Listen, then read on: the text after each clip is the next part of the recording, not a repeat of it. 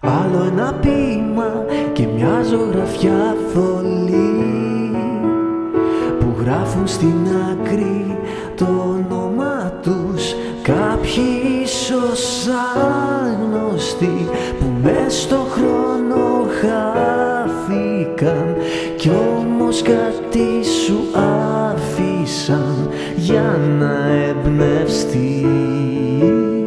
και να δημιουργείς.